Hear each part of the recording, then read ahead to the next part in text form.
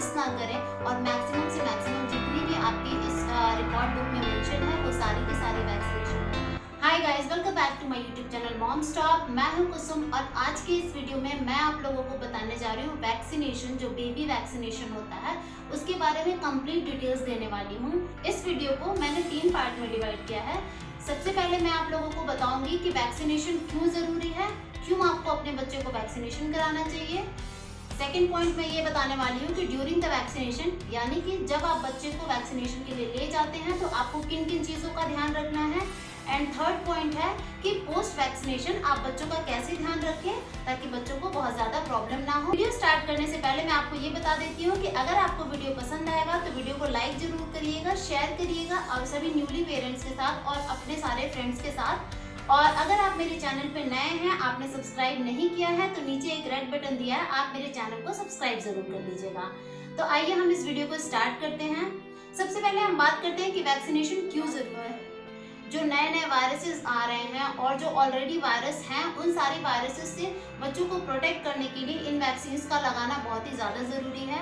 जो vaccine already लगती हैं उसमें इंक्लूड होता है हेपेटाइटिस बी है, बीसीजी है, डीपीटी का एक डोज लगता है, जेई है, मीजल्स हैं और ऐसी बहुत सारी मल्टीविटामिन की भी डोजेस दिए जाते हैं जो ओरली दी जाती है। पोलियो है, रोटा वायरस है, ये सब ओरली दी जाती है, बाकी अदर्स का इंजेक्शन दिया जाता है। तो जैसे ही आपका बेबी बॉर्न होता है आपको हॉस्पिटल से एक रिकॉर्ड बुक या वैक्सीनेशन कार्ड मिलता है। तो अगर आपके पास ये कार्ड नहीं है तो सबसे पहली चीज आप ये करिए कि आप ये कार्ड बनवा लीजिए। इस कार्ड में आपके बच्चे का डेट ऑफ बर्थ, उसका हाइट, उसका वेट सब कुछ मेंशन होता है। एंड इस कार्ड में पूरी की पूरी डिटेल्स होती है कि किस टाइम पे कौन सी वैक्सीन जरूरी है। जैसे कि मेरे पास ये कार्ड है और इसमें पूरी डिटेल मेंशन है कि लाइक जन्म के 24 घंटे के अंदर कौन कौन से डोजेस देने हैं, फिर 1.5 मंथ पे कौन सा देना है, 2.5 मंथ पे कौन सा देना है, 3.5 मंथ, ऐसी ये पूरी डिटेल है कि कौन से टाइम पे कौन सा वैक्सीन दिया जाता है। और जब आपके बच्चे को वह वैक्सीन दी जाती है तो उसके बाद से वो डेट मेंशन हो जाता है कि इस डेट पे दी गई है और उसके बाद जब आप नेक्स्ट वैक्सीनेशन के लिए जाते हैं उसकी डेट मेंशन होती है। तो इसे रिकॉर्ड बुक या कार्ड कहते हैं। तो सबसे पहले अगर आपके पास कार्ड नहीं है तो आप वैक्सीनेशन का कार्ड बनवा लीजिए, जो कि बहुत ही ज़्यादा ज़रूरी है।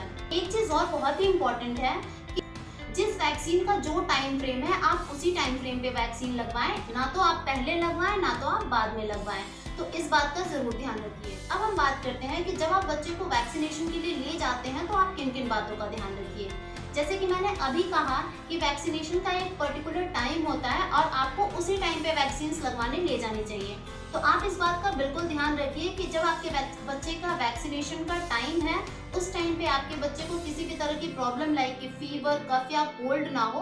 अदरवाइज डॉक्टर्स वैक्सीन नहीं लगाते हैं और आपको रिकमेंड करते हैं कि सबसे पहले बच्चा पूरा हेल्दी होना चाहिए, उसके बाद ही हम उसे वैक्सीन लगवाएंगे। आप इस बात का ध्यान रखिए कि अगर आपके बच्चे को किसी भी तरह की कफ, कोल्ड या फीवर है वो ठीक हो जाए ताकि वैक्सीनेशन के टाइम उसे कोई भी प्रॉब्लम ना हो। मोस्टली वैक्सीन जो हैं या तो यहाँ आर्म्स में लगती हैं या तो बच्चों को थाइज में लगती हैं और कुछ वैक्सीन जो ओरली दी जाती हैं वो होती हैं। तो आप इस बात का ध्यान रखिए कि जब आप बच्चे को वैक्सीन के लिए ले जाते हो और उन्हें जैसे ही वैक्सीन लगनी होती है आप बच्चे को बहुत ही केयरफुली हैंडल करें। बच्चे के इस एरिया को लाइक हैंड पे लग रहा है तो आप अच्छे से इस हैंड को पकड़े रहें ताकि जब नीडल इंसर्ट हो रहा हो तो बिल्कुल भी बच्चे का हैंड या फिर थाइस हिले ना। तो आप इस चीज़ का बिल्कुल ध्यान रखिए कि वैक्सीनेशन के टाइम आप अपने बच्चे की बॉडी को बहुत ही कामली और अच्छे से हैंडल करिए सो दैट कि कोई भी इंजेक्शन इजीली लग जाए। तो कुछ वैक्सीन ओरली दी जाती हैं तो आप ध्यान से बच्चे का हेड अच्छे से पकड़िए और ताकि ज़्यादा से ज़्यादा मेडिसिन मुंह में जाए और बाहर ना निकले।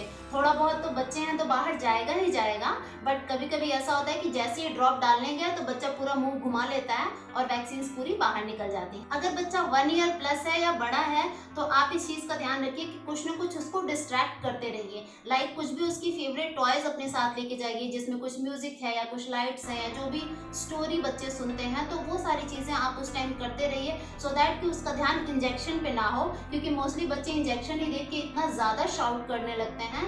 तो डॉक्टर या नर्स वैक्सीन लगाती हैं तो बच्चा बहुत ज़्यादा उछलता है और उस टाइम पे दिक्कत हो सकती है, क्योंकि निडल अगर इधर उधर गई तो बच्चे को प्रॉब्लम ज़्यादा हो जाएगी।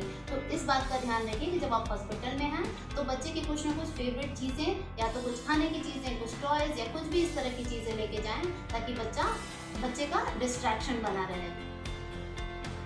ये तो है ड्यूरिंग द वैक्सीनेशन। अब पोस्ट वैक्सीनेशन आप किन किन चीज़ों का ध्यान रखें, अब हम उसके बारे में बात करते हैं। सबसे पहले आप इस चीज़ का ध्यान रखें कि उस एरिया को आप बहुत ही लाइटली रब कर दें। वैसे तो नर्सेस कर देती हैं, बट अगर नहीं किया है तो आप अपने हाथ से लाइटली रब कर दें। अगर आपका बेबी ब्रेस्ट फीडिंग है तो आप उसे तुरंत ही फीड करा दें। बेबी बहुत ही रिलैक्स और काम हो जाता है। अगर थोड़ा बड़ा है तो आप पेसिफायर या थोड़ा सा शुगर वाटर आप बच्चे को दे सकते हैं, ताकि वो काम हो जाए। जैसे कि डिस्ट्रैक्शन आपको ड्यूरिंग द वैक्सीनेशन काम आया है, वही डिस्ट्रैक्शन आपको पोस्ट वैक्सीनेशन भी काम आता है। तो आप जैसे ही कुछ ना कुछ इस तरह की चीज़ें कर दें या फिर उन्हें थोड़ा बहुत बाहर घुमा दें, तो बच्चे बहुत ही जल्दी काम हो जाते हैं। वैक्सीनेशन के बाद जैसे ही आप घर आएँ, आप ट्राई करें बच्चे को बिल्कुल भी लूज कपड़े पहनाएं, और जिस भी एरिया पे वैक्सीन लगा वहाँ पे बिल्कुल कोई भी टाइट कपड़े ना हो। और कोशिश करें कि अगर आप उस एरिया को थोड़ी देर खुला छोड़ दें तो वो ज़्यादा अच्छा होता है। अगर बच्चे को पेन बहुत ज़्यादा हो रहा है तो आप आइस क्यूब लेके किसी भी टॉवेल या रुमाल में हल्के हल्के हाथों से प्रेस करिए, और इसे दिन में 3 से 4 बार करिए, ताकि बच्चे को किसी भी तरह का जो पेन होता है उससे रिलैक्सेशन मिलता है, एंड किसी भी तरह की गांठ नहीं पड़ती है इंजेक्शन वाली जगह पे। अगर आपके बच्चे को फीवर होता है तो आप इस चीज़ का ध्यान दीजिए कि एक बेबी क्रोसिन की ड्रॉप आती है, जो बेबी क्रोसिन होती है। एडल्ट की क्रोसिन अलग होती है, बेबीज की अलग होती है, तो आप वो उस ड्रॉप को दे सकते हैं। या फिर अगर कोई और मेडिसिन जो आपके डॉक्टर ने रिकमेंड किया है आप वो दे सकते हैं।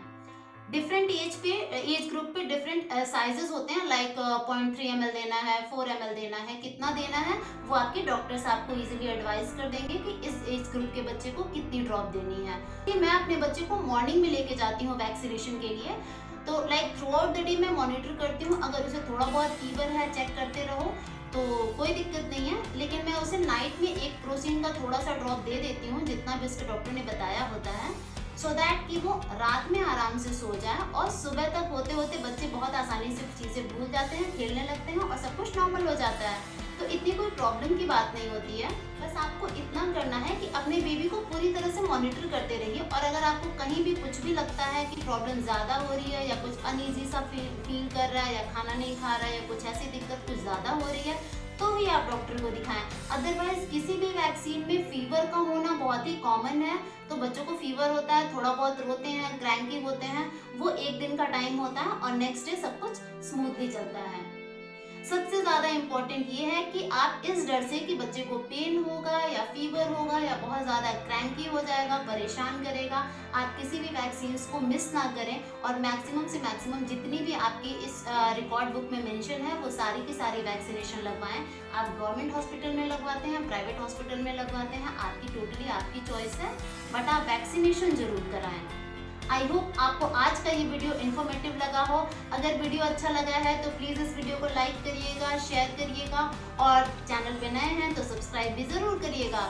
मिलते हैं अपने नेक्स्ट वीडियो में एक अनदर टॉपिक के साथ। तब तक के लिए बाय बाय गाइस।